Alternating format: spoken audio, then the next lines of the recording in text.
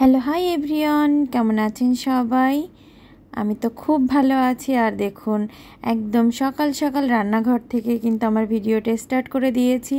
আর maximum দিন আসলে আমার বেশিরভাগ সময়টা ব্যস্ততার মধ্যেই কাটে। আর যেটুকুনি বাসায় থাকি ওই রান্নাঘরেই বেশি সময় থাকা হয়, রান্না বান্না, বাচ্চাদের খাবার দাবার এগুলো নিয়ে বেশি সময় পার করা হয়, যার কারণে কিন্তু লং ভিডিও আসলে রান্নাঘর থেকেই বেশি করা হয়। আর এখন এটা কিন্তু আমি রসুন, কাঁচা ঝাল, শুকনো ঝাল টেলে নিচ্ছি। আর আগেই কিন্তু কালো জিরাটা টেলে নিয়েছি। এটা কি হবে বলুন তো? কালো জিরা ভর্তা হবে। অনেকেই কালো জিরা ভর্তা খেতে পারে না, তিতা লাগে। আমারও ঠিক লাগতো জানেন, আগে আমিও খেতে পারতাম না, বাট আমি একটা জায়গায় খেয়েছিলাম, এত দুর্দান্ত লেগেছিল। তো সেখান থেকে কিন্তু আমি রেসিপিটা শিখে নিয়েছি। আর রান্না হবে গাদা শাক। এটাকে গাদা শাক বলে বা বেলে শাক বলে, আমি অত জানি না। সাথে মিষ্টি কুমড়া, আলু দিয়ে, চিংড়ি মাছ দিয়ে একটা ঘন্ট মতো করবো। আর ভাবছি যে ছেলেদের জন্যে, যেহেতু বড় ছেলে আমার একদমই মাছ খায় না, ওর জন্য ভাবছি চিচিঙ্গা আলু দিয়ে একটু ডিম ভেজে আর কি রান্না করে দেব। আর ছোট ছেলেকে দেখুন, আমি দিয়েছিলাম খিচুড়ি খেতে, খাচ্ছে আর টিভি দেখছে, কিন্তু এখন বলছে সে নিজে খাবে না, তাকে খাইয়ে দিতে হবে। এটাই করে জানেন, ও নিজে খেতে চায় না, মানে দুই একবার খাওয়ার পরে ওর মাকে না খাইয়ে দিতে হবে, মা খাইয়ে না দিলে ওর পেট ভরে না।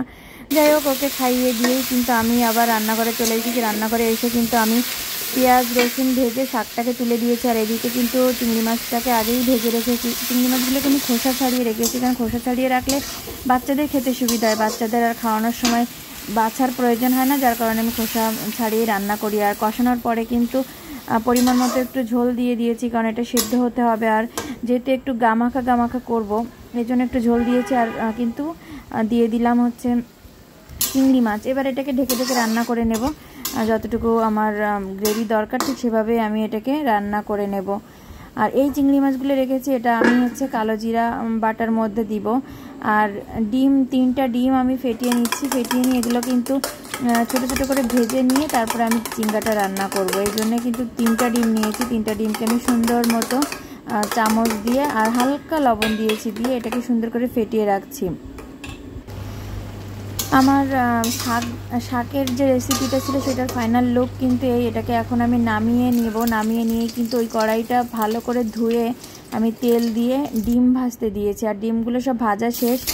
একই কড়াইতে আমি পেঁয়াজ আর 2-3টে কাঁচা লঙ্কা দিয়েছি, বাস বেশি দেবো না, কারণ বাচ্চারা যেহেতু খাবে।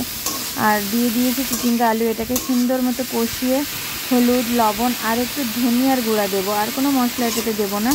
দিয়ে সুন্দর করে কষিয়ে এটাতে আমি পরিমাণ মতো জল দিয়ে দেবো। এই যে ধনিয়ার গুঁড়াটা কিন্তু দিয়েছি এটাতে। আর কোনো মশলা দিলে কিন্তু ওই চিচিঙ্গার যে সুন্দর একটা ফ্লেভার আছে, ওই ফ্লেভারটা কিন্তু নষ্ট হয়ে যায়। চিচিঙ্গার ফ্লেভারটা কিন্তু আমার খুব ভালো লাগে।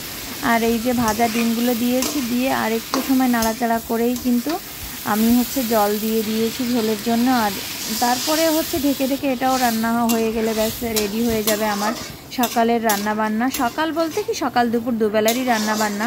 আর রাতের জন্য কিছু রুটি বানিয়ে রাখবো ব্যাস। আর আপনাদের সাথে আর বেশি ভিডিও শেয়ার করতে পারলাম না। Tata, bye bye.